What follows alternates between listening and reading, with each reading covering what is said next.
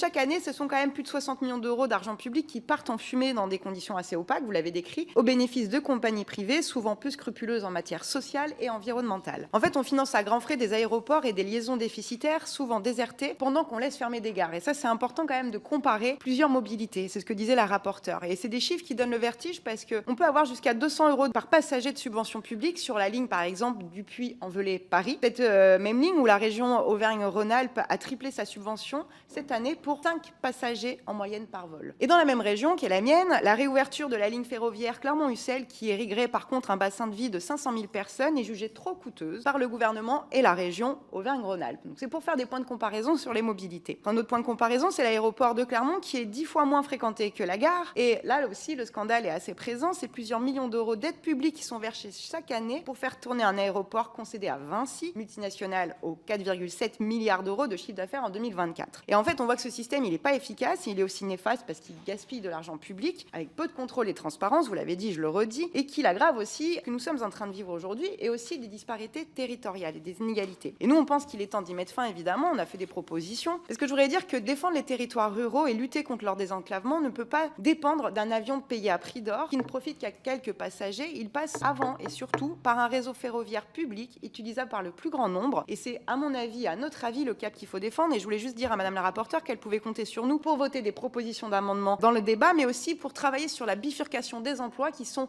évidemment essentiels dans les aéroports et qui aujourd'hui doivent trouver d'autres débouchés dans la période où nous sommes et que nous allons malheureusement continuer à vivre vu l'inaction climatique de ce gouvernement.